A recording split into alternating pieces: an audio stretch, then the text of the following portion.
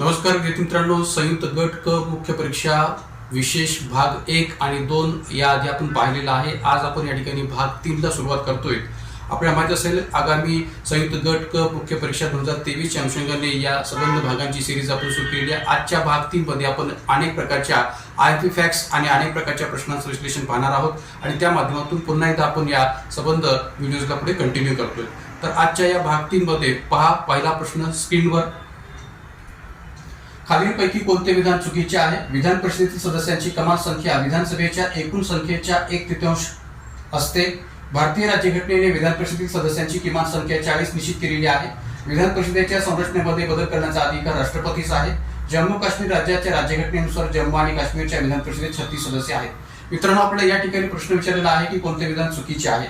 तर यातलं पहिलं विधान, विधान परिषदेतील सदस्यांची कमाल संख्या विधानसभेच्या एकूण संख्येच्या 1/3 असते, तर हे विधान बरोबर आहे। कारण की भारतीय राज्यघटनेच्या कलम 171 मध्ये जी काही विधान परिषदेची रचना स्पष्ट केलेली आहे, त्या विधान परिषदेच्या रचनेचा विचार करता पहिलं विधान जे काय आहे ते बरोबर आहे की विधान परिषदेची सदस्य संख्या ही विधानसभेच्या एकूण संख्येच्या 1/3 पेक्षा अधिक असता कामा नये। त्यामुळे पहिलं विधान बरोबर आहे।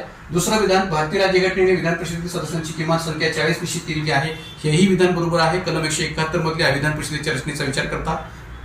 मात्र तिसरं विधान, विधान परिषदेच्या संरचनेमध्ये बदल करण्याचा अधिकार राष्ट्रपतीचा आहे, हे विधान मात्र पूर्णतः चुकीचं आहे। का तर भारतीय राज्यघटनेच्या कलम 169 मध्ये तरतुदीचा विचार जर केला तर विधान परिषदेच्या संरचनेमध्ये बदल करण्याचा अधिकार राष्ट्रपतीच नव्हे तर तो संसदेस असतो आणि म्हणून या ठिकाणी हे तिसरे विधान चुकीचं आहे।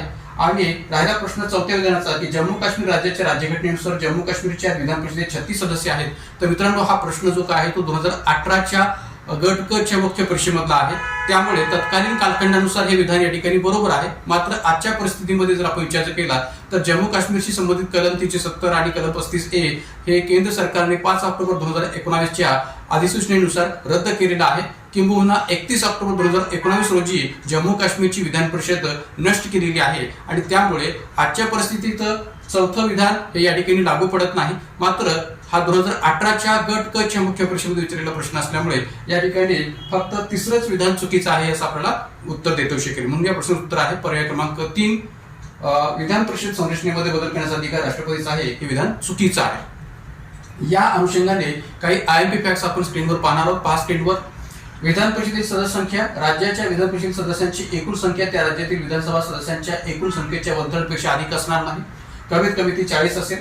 सध्याच्या परिस्थितीत विधान परिषदेत सभागृह असणारी घटक राज्य जर कोणती असतील तर ती या प्रकारची आहेत। जरी मे 2022 असा उल्लेख केला असला तरी आता सध्या 2023 मध्ये सुद्धा याच घटक राज्यामध्ये विधान परिषद अस्तित्वात आहे। महाराष्ट्रात 78 जागांसह विधान परिषद अस्तित्वात आहे। कर्नाटकमध्ये 75 जागांसह, बिहारमध्ये 75 जागांसह, उत्तर प्रदेशमध्ये 100 जागांसह, आंध्र प्रदेशमध्ये 58 जागांसह आणि तेलंगणामध्ये 40 जागांसह विधान परिषद ही अस्तित्वात आहे। या राज्यामध्ये विधान परिषद बरखास्त केल्या होत्या, त्यामध्ये एक पश्चिम बंगाल 1969 मध्ये बरखास्त केली होती, तामिळनाडू 1986 मध्ये विधान परिषद बरखास्त केली होती, पंजाबमध्ये 1970 मध्ये विधान परिषद बरखास्त केली होती आणि आंध्र प्रदेशमध्ये 1985 अंतर्गत विधान परिषद बरखास्त केली होती। मात्र 2005 मध्ये पुन्हा तिथं विधान परिषद निर्माण केली होती आणि सध्या देखील ती 58 जागांसह अस्तित्वात आहे। आणखीन एक आयएमपी फॅक्ट्स आपण इथं पाहणे गरजेचं आहे, ते म्हणजे कोणतं तर कलम 169(1) नुसार विधान परिषदेचे सभागृह निर्माण करणे वा नष्ट करणे यासाठी त्या घटक राज्याच्या विधानसभेने एकूण सदस्य संख्येच्या बहुमताने आणि सभागृहात उपस्थित असलेल्या मतदान करणाऱ्या सदस्यांच्या 2/3 बहुमताने ठराव संमत केल्यास संसदेस कायद्याद्वारे तशी तरतूद करता येईल। आणि म्हणून या ठिकाणी जे काही तिसरं विधान आहे की ज्यात आपण काय म्हटलं होतं की विधान परिषदेच्या संरचनेमध्ये बदल करण्याचा अधिकार राष्ट्रपतीच आहे, तर या कलम 169(1) मधल्या तरतुदीचा विचार करता हा अधिकार राष्ट्रपतीच नव्हे तर संसदेस आहे, कारण की संसद त्या संबंधीचा कायद्याद्वारे तरतूद करते आणि म्हणून या ठिकाणी हा अधिकार संसदेस आहे असं म्हणायला जागा होते। पण त्याकरता संबंधित घटक राज्याच्या विधानसभेने एकूण सदस्य संख्येच्या बहुमताने आणि सभागृहात उपस्थित असलेल्या आणि मतदान करणाऱ्या सदस्यांच्या 2/3 बहुमताने तसा विधान परिषद निर्माण किंवा नष्ट करण्याचा ठराव संमत केला पाहिजे, तरच संसद कायद्याद्वारे अशी तरतूद करू शकते। आणि राहिला प्रश्न जम्मू काश्मीरशी संबंधित कलम 370 व कलम 35A हे नष्ट केल्याने जम्मू काश्मीर आणि लडाख हे 2 केंद्रशासित प्रदेश बनवले असल्याने 31 ऑक्टोबर 2019 रोजी जम्मू काश्मीरची विधान परिषद जी काय ती बरखास्त केलेली आहे, जसं मी मागाशी म्हटलं होतं। तर या अर्थाने या प्रश्नाचं उत्तर सांगता येईल पर्याय क्रमांक 3। मित्रांनो, पहा प्रश्न क्रमांक 2 स्क्रीनवर, अखिल भारतीय सेवांचे जनक कोण? पर्याय क्रमांक 1 पंडित जवाहरलाल नेहरू, पर्याय क्रमांक 2 सरदार वल्लभभाई पटेल, पर्याय क्रमांक 3 डॉक्टर B.R. आंबेडकर आणि पर्याय क्रमांक 4 डॉक्टर राजेंद्र प्रसाद। तर मित्रांनो, या ठिकाणी या प्रश्नाचं उत्तर सांगता येईल ते म्हणजे पर्याय क्रमांक 2 सरदार वल्लभभाई पटेल. आता प्रश्न पडणं साहजिक आहे किंवा सरदार वल्लभभाई पटेल हेच या प्रश्नाचं उत्तर का आहे, तर ज्या ब्रिटिशांनी भारतामध्ये नागरी सेवांची सुरुवात केली होती त्या नागरी सेवांना कायम ठेवण्याचं समर्थन जे काय आहे ते सरदार वल्लभभाई पटेल यांनी केलेलं होतं. आपल्याला माहित असेल ब्रिटिशकालीन कालखंडामध्ये इंडियन सिव्हिल सर्व्हिस आणि इम्पिरियल पोलीस सर्व्हिस अशा 2 प्रकारच्या सेवा ब्रिटिशांनी सुरू केलेल्या होत्या. तर या दोन्ही सेवांना कायम ठेवण्याचं समर्थन सरदार वल्लभभाई पटेल यांच्या माध्यमातून केलं गेलं होतं आणि म्हणून या ठिकाणी एक प्रकारे याचं उत्तर आपल्याला सांगता येईल सरदार वल्लभभाई पटेल. म्हणून या ब्रिटिशकालीन ज्या काही सेवा आहेत त्या सेवांना कायम ठेवण्याचं समर्थन या सरदार वल्लभभाई पटेल यांनी केलेलं असल्यामुळे सरदार वल्लभभाई पटेल यांना अखिल भारतीय सेवांचे जनक या अर्थाने समजलं जातं. तर त्या अर्थाने या ठिकाणी उत्तर सांगता येईल पर्याय क्रमांक 2 सरदार वल्लभभाई पटेल. याही अनुषंगाने काही आयबी फॅक्ट्स आपण स्क्रीनवर पाहूया. पहा पुढे स्क्रीनवर. सरदार वल्लभभाई पटेल यांना अखिल भारतीय सेवांचे जनक म्हणतात कारण वल्लभभाई पटेल यांनी इंडियन सिव्हिल सर्व्हिस ICS आणि इम्पिरियल पोलीस सर्व्हिस IPS या ब्रिटिशकालीन अखिल भारतीय सेवांना स्वीकारण्याचे व या सेवा स्वतंत्र भारतात कायम ठेवण्याचे समर्थन केले होते. परिणामी आज या दोन्ही सेवा इंडियन ऍडमिनिस्ट्रेटिव्ह सर्व्हिस आणि इंडियन पोलीस सर्व्हिस या नावाने ओळखल्या जातात. तसेच 1966 मध्ये तिसरी अखिल भारतीय सेवा म्हणून इंडियन फॉरेस्ट सर्व्हिस सुद्धा निर्माण झालेली आहे. भारतीय संविधानाच्या कलम 312 नुसार राष्ट्रीय हिताच्या दृष्टीने संस्थेला कायद्याद्वारे एक किंवा अखिल भारतीय सेवा निर्माण करण्याची तरतूद करता येते. म्हणून कलम 312 मधली जी काही तरतूद आहे ती आपण चांगल्या पद्धतीने लक्षात ठेवा की कलम 312 नुसार राष्ट्रीय हिताच्या दृष्टीने संस्थेला कायद्याद्वारे एक किंवा अनेक अखिल भारतीय सेवा निर्माण करण्याची तरतूद करता येते. अखिल भारतीय सेवा कायदा 1951 या दृष्टिकोनातून ही तरतूद सुद्धा महत्वाची आहे. भारतात लॉर्ड हेस्टिंग्ज यांनी नागरी सेवेचा पाया घातला आणि लॉर्ड चार्ल्स कॉर्नवालिसने नागरी सेवेत सुधारणा करून या सेवेला आधुनिक व तर्कसंगत बनविले. मित्रांनो, या ठिकाणी आपल्याला प्रश्न असाही विचारला जाऊ शकतो की भारतातील नागरी सेवेचा जनक कोण, तर अशा वेळेस त्याचं उत्तर आपल्याला सांगता आलं पाहिजे ते म्हणजे लॉर्ड कॉर्नवालिस. का? कारण की लॉर्ड चार्ल्स कॉर्नवालिस याला भारतीय नागरी सेवेचा जनक किंवा पिता म्हटलं जातं. म्हणजे अखिल भारतीय सेवांचे जनक म्हणून सरदार वल्लभभाई पटेल यांचं नाव घेता येईल. मात्र भारतातील नागरी सेवेचा जनक असं जर कोण म्हटलं तर या ठिकाणी लॉर्ड चार्ल्स कॉर्नवालिस हे उत्तर आपल्याला देता येऊ शकतं. म्हणून या ठिकाणी या प्रश्न उत्तर आहे पर्याय क्रमांक 2 सरदार वल्लभभाई पटेल.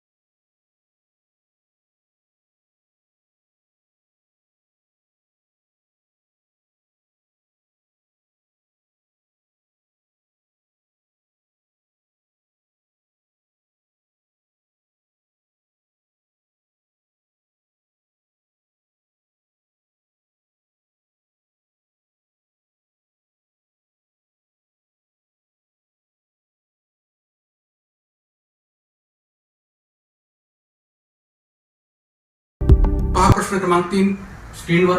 कोणत्या संविधान संशोधन अधिनियमानुसार संसद एखाद्या राज्यामध्ये 1 वर्षापेक्षा अधिक काळासाठी राष्ट्रपती शासन सुरू ठेवू शकतो? कोणत्या संविधान संशोधन अधिनियमानुसार संसद एखाद्या राज्यामध्ये 1 वर्षापेक्षा अधिक काळासाठी राष्ट्रपती शासन सुरू ठेवू शकतो? पर्याय क्रमांक 1 44वा संशोधन अधिनियम 1978, 48वा संशोधन अधिनियम 1984, 59वा संशोधन अधिनियम 1988 आणि 62वा संशोधन अधिनियम 1989. तर हा प्रश्न जो काय आहे तो पुन्हा एकदा स्टेट फॉरवर्ड आणि फॅक्च्युअल बेसिसवर आहे की आपल्याला या ठिकाणी विचारले किंवा कोणता असा घटनादुरुस्ती आहे किंवा संविधान संशोधन आहे की ज्या घटनादुरुस्तीनुसार संसद एखाद्या राज्यामध्ये 1 वर्षापेक्षा अधिक काळासाठी राष्ट्रपती शासन सुरू ठेवू शकते. तर या ठिकाणी उत्तर सांगता येईल पर्याय क्रमांक 1 44वा संविधान संशोधन अधिनियम 1978 किंवा 44वी घटनादुरुस्ती 1978. असं का? तर या ठिकाणी आपल्याला एक लक्षात घेतलं पाहिजे की भारतामध्ये एखाद्या घटक राज्यामध्ये जर का राष्ट्रपती शासन लागू करायचं असेल तर कलम 356 अदरवाईज कलम 365 या सदराखाली राष्ट्रपती शासन जे काय आहे ते या ठिकाणी लागू करता येऊ शकतं. पण या ठिकाणी राष्ट्रपती शासनाचा 1 वर्षापेक्षा अधिक काळासाठीचा जो काही कालावधी आहे तो सुरू ठेवण्याच्या दृष्टीने हा प्रश्न विचारला गेलेला आहे. त्यामुळे या ठिकाणी कोणत्या घटनानुसार हा सुरू ठेवता येऊ शकतो हे मान्य केलं गेलं तर त्याचं उत्तर आहे 44वी घटनादुरुस्ती. पण मित्रांनो या ठिकाणी आणखीन एक गोष्ट आपण लक्षात ठेवली पाहिजे आयएमपी फॅक्ट्स म्हणून की भलेही 44व्या घटनादुरुस्तीनुसार एखाद्या राज्यामध्ये 1 वर्षापेक्षा अधिक काळासाठी राष्ट्रपती शासन सुरू ठेवता येऊ शकत असलं तरी संसदेला त्या बाबतीत 2 अटी पूर्ण झाल्याशिवाय हा जो काही कालावधी आहे तो वाढवता येऊ शकत नाही किंवा वाढवण्याचा ठराव पारित करता येऊ शकत नाही. आणि म्हणून त्या 2 अटी कोणत्या आहेत त्या 2 अटी सुद्धा आपल्याला पाहणं आवश्यक आहे. म्हणून आयएमपी फॅक्ट्स मध्ये या अनुषंगाने माहिती पाहूया. 44व्या घटनादुरुस्ती अधिनियम 1978 नुसार संसद एखाद्या राज्यामध्ये 1 वर्षापेक्षा अधिक काळासाठी राष्ट्रपती शासन सुरू ठेवू शकते. 44व्या घटनादुरुस्ती अधिनियम 1978 नुसार संसद एखाद्या राज्यामध्ये 1 वर्षापेक्षा अधिक काळासाठी राष्ट्रपती शासन सुरू ठेवू शकते. मात्र संसदेला पुढील 2 अटी पूर्ण झाल्याशिवाय राष्ट्रपती शासन 1 वर्षापेक्षा अधिक काळासाठी वाढवण्याचा ठराव पारित करता येणार नाही. या 2 अटी कोणत्या? तर पहिली अट आहे त्यावेळी संपूर्ण भारतात किंवा संपूर्ण राज्यात किंवा त्याच्या एखाद्या भागात राष्ट्रीय आणीबाणीची घोषणा अंमलात असावी. पुन्हा एकदा सांगतो मी पहिली अट काय ते की त्यावेळी संपूर्ण भारतात किंवा संपूर्ण राज्यात किंवा त्याच्या एखाद्या भागात राष्ट्रीय आणीबाणीची घोषणा अंमलात असावी.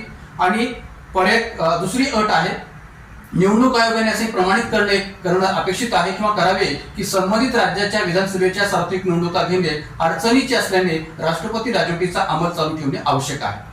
दुसरी अट काय की निवडणूक आयोगाने भारत निवडणूक आयोगाने असे प्रमाणित करावे की संबंधित राज्याच्या विधानसभेच्या सार्वत्रिक निवडणुका घेणे अडचणीचे असल्याने राष्ट्रपती राजवटीचा अंमल चालू ठेवणे आवश्यक आहे. तर अशा या 2 अटी जोपर्यंत या ठिकाणी पूर्ण होत नाहीत तोपर्यंत या ठिकाणी 1 वर्षापेक्षा अधिक काळासाठी राष्ट्रपती शासन संबंधित घटक राज्यात सुरू ठेवता येऊ शकत नाही. आणि म्हणून या ठिकाणी या 2 अटी सुद्धा आपण लक्षात ठेवण्याची गरज आहे एक आयएमपी फॅक्ट्स म्हणून. तर या ठिकाणी प्रश्नाचं उत्तर सांगता येईल पर्याय क्रमांक 1 44वी घटनादुरुस्ती. मित्रांनो प्रश्न क्रमांक 4 5 स्क्रीनवर खालीलपैकी कोणत्या मार्गदर्शक तत्वाचा समावेश 42व्या घटनादुरुस्तीद्वारे झालेला नाहीये? पर्याय क्रमांक 1 बालकांच्या निरोगी विकासासाठी संधी सुनिश्चित करणे. पर्याय क्रमांक 2 पर्यावरण सुधारणे व त्याचे संरक्षण करणे आणि वन व वन्यजीव यांचे संरक्षण करणे. पर्याय क्रमांक 3 उत्पन्न दर्जा सोयी सवलती आणि संधी यातील विषमता कमी करणे. आणि पर्याय क्रमांक 4 औद्योगिक व्यवस्थापनामध्ये कामगारांचा सहभाग सुनिश्चित करण्यासाठी उपाययोजना करणे. या ठिकाणी आपल्याला सरळ असं विचारलेलं आहे की मार्गदर्शक तत्वाचा समावेश 42व्या घटनादुरुस्तीद्वारे झालेला नाहीये असं कोणतं मार्गदर्शक तत्व या ठिकाणी या प्रश्नामध्ये आहे?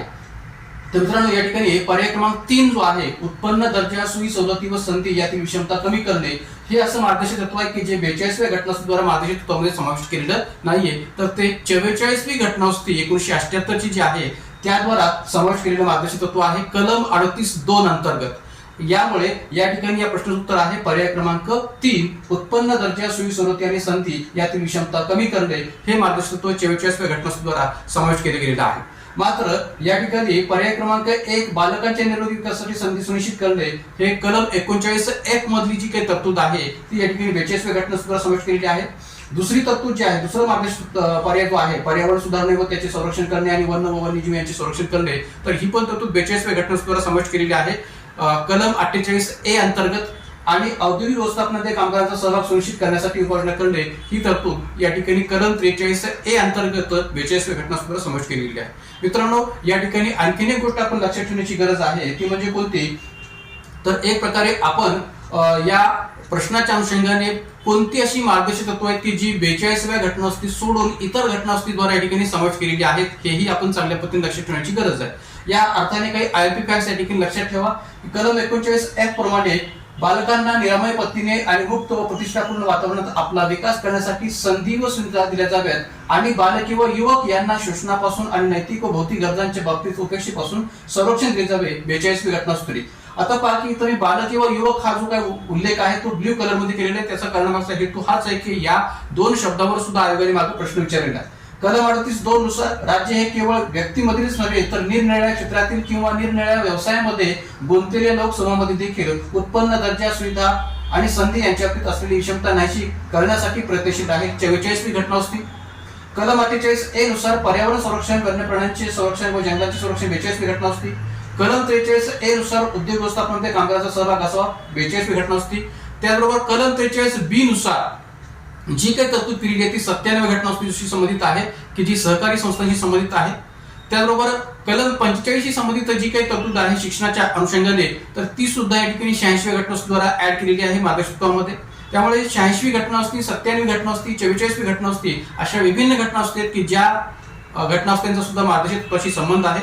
का तर याही घटनावस्तींद्वारा काही ना काही मार्गदर्शकत्व नव्याने या मार्गदर्शकत्वामध्ये समाविष्ट केली गेलेली आहेत. सर्व 42व्या घटनावस्तीद्वाराच सर्व मार्गदर्शकत्व समाविष्ट केलेली आहेत अशातला भाग नाहीये. तर त्यामुळे या 42व्या घटनावस्ती सोडून 44वी घटनावस्ती, 86वी घटनावस्ती, 97वी घटनावस्ती यांचाही संबंध मार्गदर्शकत्वामध्ये समाविष्ट होण्याचे असणे आहे असं म्हणायला काही हरकत नाही. तर या ठिकाणी या प्रश्नोत्तर सांगता येईल पर्याय क्रमांक 3.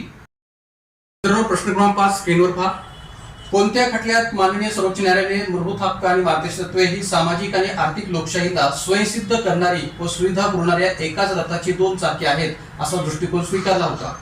प्रश्न पुन्हा एकदा सांगतो मी. कोणत्या खटल्यात माननीय सर्वोच्च न्यायालयाने मूलभूत हक्क आणि मार्गदर्शक तत्त्वे ही सामाजिक आणि आर्थिक लोकशाहीला स्वयंसिद्ध करणारी व सुविधा पुरवणाऱ्या एकाच रथाची 2 चाके आहेत असा दृष्टिकोन स्वीकारला होता? पर्याय क्रमांक 1 गोरखनाथ खटला, पर्याय क्रमांक 2 केशवानंद भारती खटला, पर्याय क्रमांक 3 शंकरी प्रसाद विरुद्ध भारत सरकार खटला आणि पर्याय क्रमांक 4 जिलूभाई नानभाई खचर विरुद्ध गुजरात राज्य खटला. मित्रांनो, या ठिकाणी या प्रश्नाचं उत्तर आपल्याला प्रथमदर्शनी केशवानंद भारती खटला 1973 असं वाटणं साहजिक आहे. पण या ठिकाणी या प्रश्न उत्तर केशवानंद भारती खटला असं नसून उत्तर आहे पर्याय क्रमांक 4 जिलूबाई नानबाई खचर विरुद्ध गुजरात राज्य खटला. हे या प्रश्नाचं खऱ्या अर्थाने उत्तर आहे. का? कारण की एक लक्षात घ्या की भलेही केशवानंद भारती खटल्यामध्ये basic structure of Indian constitution किंवा भारतीय राज्यघटनेच्या मूलभूत ढांचा किंवा मूलभूत चौकटीचं चित्र रेखाटत असताना प्रियांबल, मार्गदर्शक तत्वे, मूलभूत हक्क या गोष्टी डोळ्यासमोर ठेवलेल्या असल्या तरी सुद्धा या ठिकाणी मार्गदर्शक तत्वे आणि मूलभूत हक्क यांच्यातला जो काही सामंजस्य आहे तो प्रस्थापित करत असताना या ठिकाणी सर्वोच्च न्यायालयाने या जिलूभाई नानभाई खचर विरुद्ध गुजरात राज्य खटल्यामध्ये प्रस्तुत दृष्टिकोन जो काय तो स्वीकारला होता. एवढंच नव्हे तर 1980च्या मिनर्वा मिल्स खटल्यामध्ये सुद्धा अशा प्रकारचा सामंजस्याचा दृष्टिकोन या 2 गोष्टींमधला असावा असंही मत या ठिकाणी सर्वोच्च न्यायालयाने मांडलं होतं. त्यामुळे या प्रश्नाचं उत्तर आहे पर्याय क्रमांक 4 जिलूभाई नानभाई खचर विरुद्ध गुजरात राज्य खटला. तर या अनुषंगाने काही IMP फॅक्ट सुद्धा आपण पुढे पाहूया. पहा स्क्रीनवर. जिलूभाई खटल्यात 1994 म्हणजे 1994चा हा खटला आहे. जिलूभाई खटल्यात 1994 कलम 300A मधील मालमत्तेच्या अधिकाराचा संबंध असून सर्वोच्च न्यायालयाने असे म्हटले की कलम 300A मधील मालमत्तेचा अधिकार हा संविधानाच्या मूलभूत चौकटीत समाविष्ट नाहीये. कलम 300A मधील मालमत्तेचा अधिकार हा संविधानाच्या मूलभूत चौकटीमध्ये समाविष्ट नाहीये. मालमत्तेचा अधिकार हा फक्त घटनात्मक किंवा कायदेविषयक अधिकार म्हणून ओळखला जातो. मालमत्तेचा अधिकार हा फक्त घटनात्मक किंवा कायदेविषयक अधिकार म्हणून ओळखला जातो असं या खटल्याच्या निर्णयामध्ये या ठिकाणी सर्वोच्च न्यायालयाने मत व्यक्त केलेलं आहे. पण त्याचबरोबर या ठिकाणी मिनर्वा मिल्स खटला 1980चाही संदर्भ आपण इथं लक्षात घेतला पाहिजे की ज्यामध्ये सर्वोच्च न्यायालयाने असं नमूद केलं आहे की भारतीय राज्यघटना मूलभूत हक्क आणि मार्गदर्शक तत्वे यांच्यातील संतुलनावर आधारित आहे. भारतीय राज्यघटना मूलभूत हक्क आणि मार्गदर्शक तत्वे यांच्यातील संतुलनावर आधारित आहे. ते एकत्र सामाजिक क्रांतीच्या बांधिलकीचा गाभा आहेत. ते एकत्र सामाजिक क्रांतीच्या बांधिलकीचा गाभा आहेत. ते रथाच्या 2 चाकांसारखे आहेत. ते एक दुसऱ्यापेक्षा कमी नाही. एकाला दुसऱ्यावर पूर्ण प्राधान्य देणे म्हणजे राज्यघटनेतील सुसंवाद बिघडविणे होय. या दोघांमधील सामंजस्य आणि समतोल हे राज्यघटनेच्या मूलभूत रचनेचे आवश्यक वैशिष्ट्य आहे. त्याप्रमाणे जिलूभाई खटल्यात देखील सर्वोच्च न्यायालयाने मूलभूत हक्क आणि मार्गदर्शक तत्वे यांच्यातील सामंजस्य व समतोलाबाबत मत व्यक्त केलेलं आहे. तर मित्रांनो, या ठिकाणी ज्या पद्धतीने मिनर्वा मिल्स खटला 1980 मध्ये या मूलभूत हक्क आणि मार्गदर्शक तत्वांच्या बाबत सामंजस्य असावं, समतोल असावा असं मत सर्वोच्च न्यायालयाने मांडलं होतं. तसंच मत जिलूभाई खटल्यात सुद्धा सर्वोच्च न्यायालयाने या दृष्टिकोनाद्वारे किंवा या दृष्टिकोनाला स्वीकारून मांडलेलं होतं की जो दृष्टिकोन आपल्याला प्रश्नामध्ये दिलेला आहे की मूलभूत हक्क आणि मार्गदर्शक तत्वे ही सामाजिक आणि आर्थिक लोकशाहीला स्वयंसिद्ध करणारी व सुविधा पुरवणारी एकाच रथाची 2 चाके आहेत. म्हणजे थोडक्यात या ठिकाणी या प्रकारचं विधान या आधी सुद्धा सर्वोच्च न्यायालयाने मिनर्वा मिल्स खटल्यामध्ये विचारात घेतलेलं होतं आणि म्हणून या ठिकाणी जिलूभाई खटल्यात सुद्धा तशाच प्रकारचं विधान तशाच प्रकारचा दृष्टिकोन त्यांनी स्वीकारला होता. तर म्हणून या ठिकाणी या प्रश्नाचं उत्तर आहे पर्याय क्रमांक 4. मित्रांनो, अशाच प्रकारच्या माहितीसाठी आणि अनेक प्रकारच्या IMP फॅक्टसाठी आणि अनेक प्रकारच्या अशा प्रश्नांच्या विश्लेषणासाठी आपल्या YouTube चॅनलला अधिक संख्येने सबस्क्राईब करा, लाईक करा, शेअर करा आणि त्याबरोबर अशाच प्रकारच्या अनेक भागांच्या माध्यमातून अनेक माहिती आपण यापुढेही पाहणार आहोत. या ठिकाणी आजच्या भागात आपण थांबूयात. धन्यवाद.